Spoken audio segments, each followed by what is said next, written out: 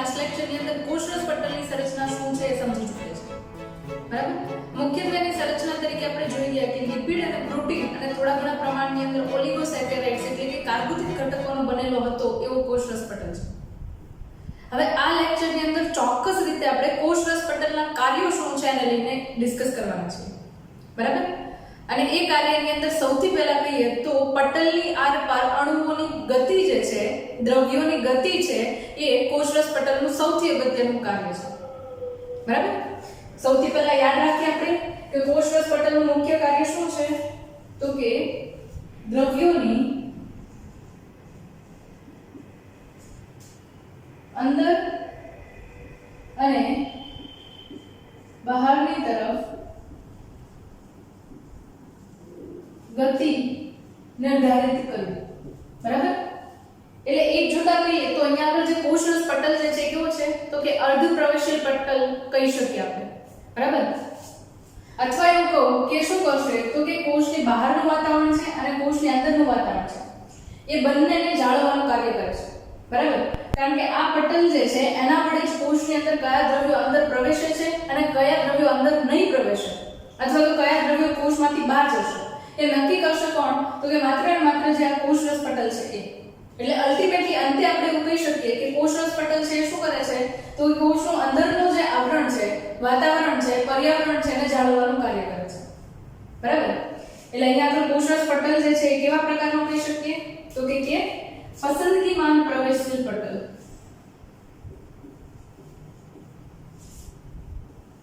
પસંદગીમાન પ્રવેશશીલ પટલ, selective પરમિએબલ membrane બરાબર. એટલે કે પસંદગી પાત્ર દ્રવ્યો હશે કે જેની કોષની અંદર જરૂરિયાત છે એમને અંદર આવવા દેશે અને પસંદગી પાત્ર દ્રવ્યના અણુઓ છે કે જેમને કોષની બહાર જવા દેશે બરાબર. તો આ કોષરસ પટલ જે છે એનું મુખ્ય કાર્ય છે. હવે જે પ્રકારે એની કાર્ય કરવાની પદ્ધતિ છે, કોષરસ પટલની કાર્ય કરવાની પદ્ધતિ છે એના આધારે આપણે અંદર અને બહારની બાજુએ દ્રવ્યોની જે ગતિ થાય છે એને અલગ અલગ પ્રક્રિયાની અંદર વિભાજિત કરીએ છીએ. મુખ્યત્વે અહીંયા આગળ બે પ્રક્રિયાની અંદર વિભાજિત કરીએ છીએ. પહેલું કહીએ છીએ નિષ્ક્રિય વહન, જેને ઘણીવાર આપણે મંદ વહન તરીકે પણ ઓળખીએ છીએ. બીજું જે અહીંયા આગળ કહીએ છીએ એ છે સક્રિય વહન બરાબર, એક્ટિવ ટ્રાન્સપોર્ટ. અને આ જે છે નિષ્ક્રિય વહન એને ઇંગ્લિશમાં કહીએ છીએ આપણે પેસિવ ટ્રાન્સપોર્ટ બરાબર. તો આ બે મુખ્ય ભાગ છે કે જેના વડે આપણે કોષરસ પટલની આરપાર દ્રવ્યોની જે ગતિ થાય છે એમને વહેંચણી કરીએ છીએ. સૌથી પહેલી વાત કે નિષ્ક્રિય વહન અને સક્રિય વહન આવા બે પ્રકાર છે ઊર્જાની જરૂરિયાતના આધારે પાડવામાં આવેલા છે. પહેલી વાત કે નિષ્ક્રિય વહનની પ્રક્રિયા થાય છે તો એના માટે પહેલો પોઈન્ટ આપણે એવું કહી શકીએ કે એટીપી સ્વરૂપે અથવા તો કાર્ય કરવા માટે કોષીય ઊર્જાની જરૂર નથી. એટલે કે કોષીય ચયાપચયિક ઊર્જાની જરૂરિયાત નથી. જ્યારે હું એવું કહું કે સક્રિય વહન એટલે એક્ટિવ ટ્રાન્સપોર્ટ જે છે એની અંદર સંપૂર્ણપણે ઊર્જા આધારિત દ્રવ્યોની વહેંચણી થાય છે. ઊર્જા દ્વારા દ્રવ્યોનું વહન બરાબર. પહેલો આ બંને વચ્ચેનો મુખ્ય તફાવત કયો તો કે નિષ્ક્રિય વહન છે એની અંદર એટીપી સ્વરૂપે ઊર્જાની કોઈ જરૂરિયાત છે નહીં. ઊર્જા દ્વારા દ્રવ્યોનું વહન થાય છે બરાબર. હવે એક વસ્તુ બંનેની વચ્ચે સમજી લઈએ. આ જે છે કોષરસ છે, આ જે છે બાહ્ય વાતાવરણ છે બરાબર. ઓકે, હવે કોષની અંદરની બાજુ પ્રક્રિયા કરવા માટે કોઈ પણ દ્રવ્ય બહારથી અંદરની બાજુ પ્રવેશે છે બરાબર. તો એ દ્રવ્ય જો સંકેન્દ્રણ ઢોળાંશની દિશામાં પ્રવેશે, રિપીટ કરું છું એકવાર, જો એ દ્રવ્ય સંકેન્દ્રણ ઢોળાંશની દિશામાં પ્રવેશે તો ત્યાં આગળ કોઈ પણ પ્રકારની કોષીય ચયાપચયિક ઊર્જાની જરૂરિયાત નથી બરાબર. જો એ સંકેન્દ્રણ ઢોળાંશની વિરુદ્ધ દિશામાં પ્રવેશે તો ત્યાં આગળ ઊર્જાની જરૂરિયાત છે એટલે કે કોષને એટીપી ની ઊર્જા છે એને ખર્ચવી પડશે બરાબર. આ વસ્તુ પહેલા ક્લિયર હોવી જોઈએ. હવે એનો પ્રશ્ન થાય કે સંકેન્દ્રણ ઢોળાંશ શું છે?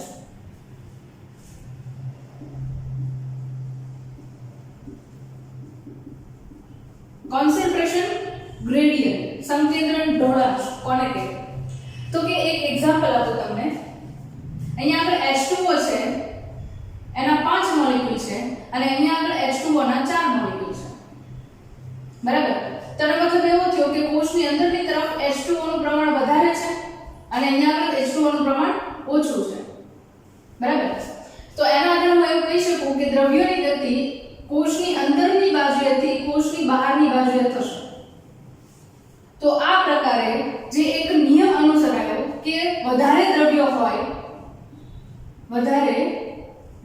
હોય ત્યાંથી ઓછા દ્રવ્યો તરફ ગતિ.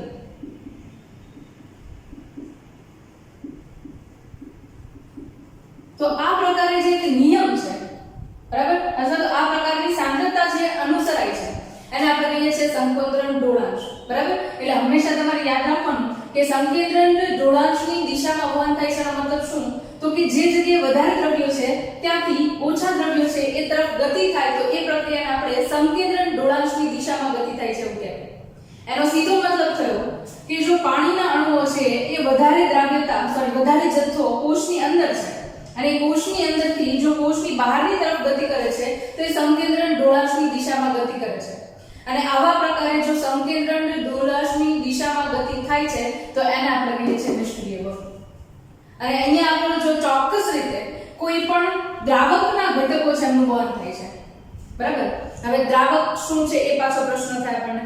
તમે મુખ્યત્વે સાયન્સની અંદર છો તો દ્રાવણનું નામ સાંભળેલું હશે.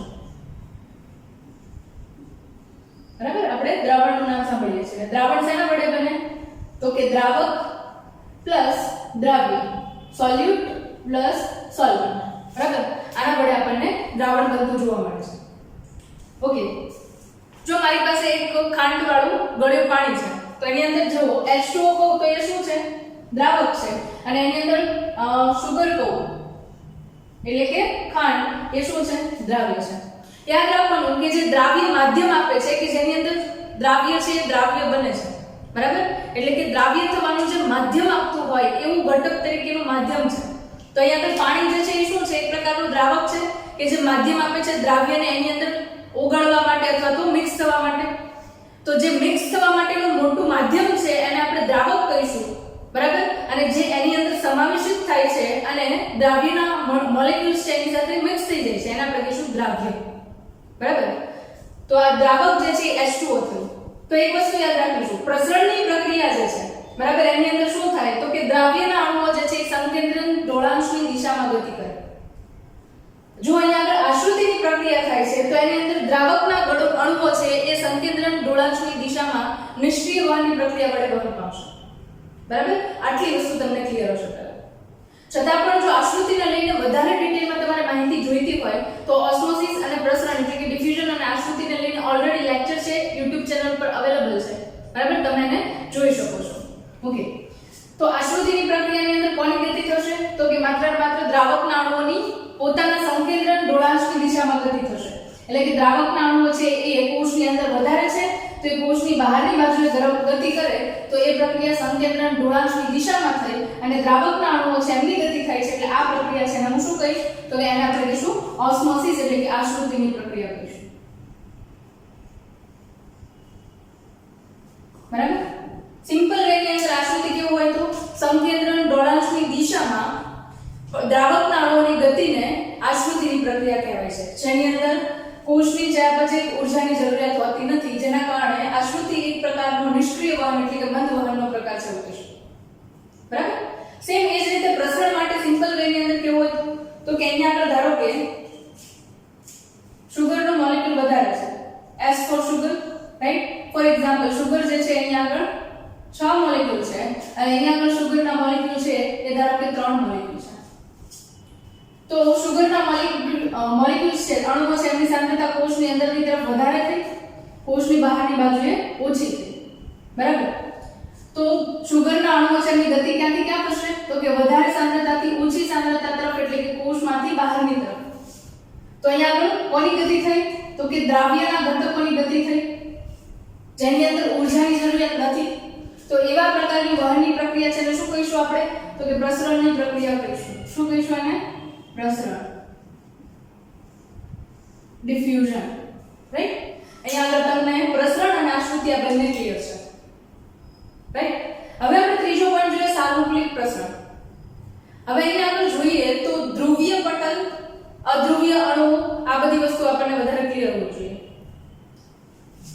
તમને યાદ હોય તો આ કોષરસ પટલ જે છે બરાબર એ તમને લિપિડ યુક્ત દ્રવ્યના બનેલા જોવા મળતા હતા કે જેમાં ફેટી એસિડ અને ગ્લિસરોલ વડે લિપિડ જે છે એ પાણી માટે અપ્રવેશશીલ માધ્યમ પૂરું કરે છે, બરાબર? તો એના મતલબ એવો થયો કે પાણીમાં દ્રાવ્ય ઘટકો છે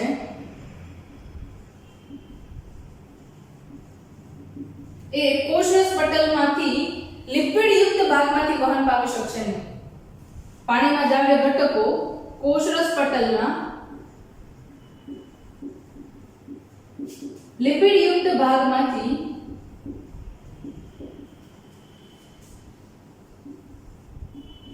વહન પામી શકે નહીં.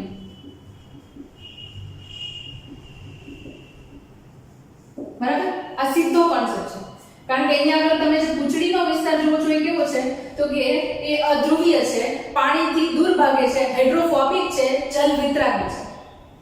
તો જલ વિતરાગી ઘટકો હોય એમાંથી પાણી પસાર ન થઈ શકે. સિમ્પલ એક્ઝામ્પલ, એક ટેસ્ટ ટ્યુબ ની અંદર તમે લિપિડ ના એટલે કે ઓઇલના થોડા ટીપા નાખો અને એની સાથે પાણી મિક્સ કરો, એકદમ હલાવી નાખો તો પણ એ મિક્સ નહીં થાય, બરાબર? પાણીની સાથે સાથે લિપિડ જે છે એટલે કે ઓઇલ જે છે એના નાના નાના બિંદુઓ બની જશે, ડ્રોપલેટ્સ ક્રિએટ થઈ જશે. એટલે પાણી અને લિપિડ અથવા તો તેલ ક્યારે મિક્સ ન થાય. એટલે પાણીમાં દ્રાવ્ય જે કોઈ પણ ઘટકો છે અને ધ્રુવીય આયન છે ક્યારે પણ લિપિડના દ્રાવણમાંથી લિપિડના પટલમાંથી પસાર થઈ શકે નહીં. તો એ પરિસ્થિતિની અંદર સંકેન્દ્રણ ઢોળાંશની દિશામાં વહન થવા માટે તમને યાદ હશે કે કોષરસ પટલની અંદર અમુક ચોક્કસ પ્રકારના પ્રોટીન હાજર હતા, અને આ પ્રોટીન જે છે એ શું બનાવે છે તો કે વહન માટેની એક ચેનલ બનાવે છે. કોના વહન માટે? તો કે જે ઘટકો પાણીમાં દ્રાવ્ય છે એવા ધ્રુવીય ઘટકો માટે ચેનલ બનાવે છે, જે તમને ઓલરેડી અહીંયા દેખાય છે, રાઈટ? તો સોડિયમ છે, પોટેશિયમ છે, કેલ્શિયમ છે, આની જેવા આયન કે જેને સંકેન્દ્રણ ઢોળાંશની દિશામાં વહન કરવું છે, બરાબર? ફોર એક્ઝામ્પલ, સોડિયમ, પોટેશિયમ અને આયન જે છે અહીંયા આગળ 15 મોલેક્યુલ છે અને અંદરની તરફ તમે એ દ્રાવ્ય છે, સોલ્યુટ છે, એના માટે હું કહું તો અહીંયા આગળ ધારો કે 5 મોલેક્યુલ્સ છે, સોડિયમ, પોટેશિયમ અને કેલ્શિયમ, બરાબર? તો બહારની બાજુ કેવા છે? વધારે અણુઓ છે, અંદરની બાજુ ઓછા અણુઓ છે. એટલે ગતિ કઈ તરફ થશે તો કે બહારથી અંદરની તરફ થશે. તો આવા પ્રકારે જ્યારે સંકેન્દ્રણ ઢોળાંશની દિશામાં ધ્રુવીય અણુઓ છે એમની ગતિ વાહક પ્રોટીનની મદદથી કોષની સંકેન્દ્રણ ઢોળાંશની દિશામાં થાય છે, જે ઊર્જાના ઉપયોગ વગર હોય છે, એને આપણે કહીએ છીએ સાનુકૂલિત પ્રસરણ, ફેસિલિટેટેડ ડિફ્યુઝન, રાઈટ? ફરીથી એકવાર રિપીટ કરું છું. જ્યારે દ્રાવકના અણુઓ છે, દ્રાવ્યના અણુઓ છે જે ધ્રુવીય છે, જે કોષરસ પટલના લિપિડ યુક્ત ઘટકમાંથી પસાર થઈ શકતા નથી, એ સંકેન્દ્રણ ઢોળાંશની દિશામાં વાહક પ્રોટીનની મદદથી વહન પામે ત્યારે એને સાનુકૂલિત પ્રસરણ કહેવામાં આવે છે, ફેસિલિટેટેડ ડિફ્યુઝન કહેવામાં આવે છે, બરાબર? તો આ નિષ્ક્રિય વહનને લઈને 3 પ્રકાર હતા, બરાબર? ખાસ એક યાદ રાખજો, અહીંયા આગળ ઊર્જાની જરૂરિયાત નથી અને સંકેન્દ્રણ ઢોળાંશ જરૂરી છે, બરાબર? અને અણુઓ કેવા હોવા જોઈએ તો કે ધ્રુવીય હોવા જોઈએ કે જે લિપિડમાંથી પસાર થઈ શકે નહીં. ક્લિયર? નેક્સ્ટ બીજું જોઈએ આપણે પ્રકાર, એ નિષ્ક્રિય વહન છે, મંદ વહન છે, એ પ્રક્રિયા આપણે જોઈએ જેની અંદર 3 મુખ્ય પ્રકાર: પ્રસરણ, આશ્રુતિ, સાનુકૂલિત પ્રસરણ, ડિફ્યુઝન, ઓસ્મોસિસ અને ફેસિલિટેટેડ ડિફ્યુઝન, બરાબર? આ 3 અલગ અલગ પ્રકારો આપણે જોઈએ. હવે પછીનો જે ટાઈપ છે જેની અંદર આપણે જોઈએ છે સક્રિય વહન, એક્ટિવ ટ્રાન્સપોર્ટ, બરાબર? તો એ એક્ટિવ ટ્રાન્સપોર્ટની પ્રક્રિયા છે એની અંદર એક વસ્તુ ક્લિયર છે આપણને કે ઊર્જા દ્વારા દ્રવ્યોનું વહન થાય છે. ખાસ કરીને કયું તો કે ઊર્જાના અણુ તરીકે અહીંયા આગળ મોટા ભાગે હોય છે એ હોય છે એટીપી. શું હોય એ તો કે એ હોય છે એટીપી, રાઈટ? ઓકે, હવે અહીંયા આગળ ઊર્જાના દ્રવ્યોનું વહન કઈ દિશામાં થાય છે તો કે સંકેન્દ્રણ ઢોળાંશની વિરુદ્ધ દિશામાં દ્રાવ્ય અણુઓ છે એનું વહન થાય છે, બરાબર? આ ખાસ યાદ રાખીશું આપણે, સંકેન્દ્રણ ઢોળાંશની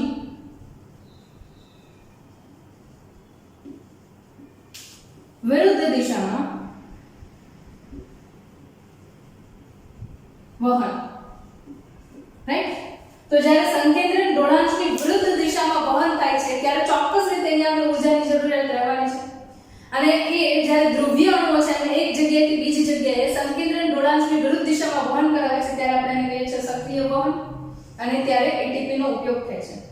અને આ જે પ્રક્રિયા છે ચોક્કસ પ્રકારે સોડિયમ પોટેશિયમ એટીપેઝ પંપ, ચોક્કસ પ્રકારના પ્રોટીન યુક્ત પંપ છે કે જે આયનને એક જગ્યાએથી બીજી જગ્યાએ વહન કરે છે. બરાબર. તો અહીંયા આગળ સોડિયમ પોટેશિયમ પંપ, તમે એટીપી પંપ છે એનું ખાસ નામ સાંભળેલું છે. ખાસ કરીને આ કોષો ક્યાં આગળ આવેલા હોય તો એક યાદ કરાવું તમને. આપણી જે મૂત્રપિંડ છે કિડની, એનો ઉત્સર્ગિકમ નેફ્રોન, બરાબર, એની અંદર તમે અલગ અલગ ભાગ જુઓ છો. નિકટવર્તી ગુચળામય પ્રદેશ, દૂરસ્થ ગુચળામય પ્રદેશ, હેન્લેનો પાશ, સંગ્રહણ નલિકા, આવા બધા ભાગો જુઓ છો. બરાબર. અને ત્યાં આગળ આપણે એક વસ્તુ છે એ જોઈએ છીએ કે સક્રિય રીતે સોડિયમ પોટેશિયમ જેવા આયન જે છે કે જે કોષની નેફ્રોન એટલે કે કિડની જે છે એના એકમની અંદરથી બહાર જાય છે. બરાબર. એને અટકાવવા માટે અહીંયા આગળ ચોક્કસ રીતે દૂરસ્થ ગુચળામય પ્રદેશનો ભાગ છે ત્યાં આગળ આવા સોડિયમ પોટેશિયમ એટીપીસ પંપ આવેલા કે જે સક્રિય વહન એટલે કે એક્ટિવ ટ્રાન્સપોર્ટની પ્રક્રિયાની મદદથી સંકેન્દ્રણ ઢોળાંશની વિરુદ્ધ દિશામાં ગતિ કરીને સોડિયમ પોટેશિયમ જેવા આયન જે છે એનું શોષણ કરે છે, જેના કારણે શરીરની અંદર સોડિયમ જેવા હેલ્પફુલ આયન જે છે એનું પ્રમાણ જળવાય. બરાબર. સિમ્પલ એક્ઝામ્પલ આપો. અહીંયા આગળ ધારો કે અહીંયા આગળ સોડિયમનું પ્રમાણ 5 મોલેક્યુલ્સ છે. બરાબર. અને અંદરની તરફ સોડિયમ જે છે એનું પ્રમાણ ધારો કે 10 મોલેક્યુલ છે. બરાબર. છતાં પણ અહીંયા આગળ આ સોડિયમ જે છે સંકેન્દ્રણ ઢોળાંશ કઈ દિશામાં થયો તો કે અહીંયા આગળ સોડિયમના અણુઓ છે વધારે છે, સોડિયમના અણુઓ અહીંયા આગળ ઓછા છે. રાઈટ. તો એને અનુસરીને જ્યારે હું વાત કરું છું ત્યારે સંકેન્દ્રણ ઢોળાંશ અંદરની તરફ કેવો થયો? વધારે છે. અને અહીંયા આગળ તો કે ઓછો છે. છતાં પણ સોડિયમ છે એની ગતિ સામાન્ય રીતે પ્રસરણ તો ક્યાં થાય તો કે કોષની અંદરથી બહારની તરફ થાય. પણ અહીંયા આગળ ઊર્જાની મદદથી સોડિયમના અણુઓ છે જે બહારની બાજુ ઓછા છે અને અંદરની તરફ વધારે છે, એટલે કે કોન્સન્ટ્રેશન ગ્રેડિયન્ટની વિરુદ્ધ દિશામાં છે. બરાબર. ત્યાં આગળ એટીપી ઉત્સેચકની મદદથી કોષની એટીપીનો ઉપયોગ કરીને સોડિયમ જે છે એને સંકેન્દ્રણ ઢોળાંશની વિરુદ્ધ દિશામાં ગતિ કરાવવામાં આવે તો એને આપણે કહીએ છીએ સક્રિય વહન, જે સંકેન્દ્રણ ઢોળાંશની વિરુદ્ધ દિશામાં છે, એક્ટિવ ટ્રાન્સપોર્ટ. રાઈટ. તો આ કોષરસ પટલ જે છે એમને લઈને જે કંઈ પણ ઉપયોગી માહિતી હતી કે જે તમને વહનને લઈને થોડું કન્ફ્યુઝન ક્રિએટ કરી દીધું. રાઈટ. એકદમ ક્લિયર થઈ ચૂકી હશે. છતાં પણ જો આને લઈને કોઈ પણ ડાઉટ હોય તો તમે કમેન્ટ્સ બોક્સમાં કમેન્ટ કરી શકો છો. હું ટ્રાય કરીશ કે તમારા કમેન્ટ્સના આન્સર આપી શકું. ઓકે.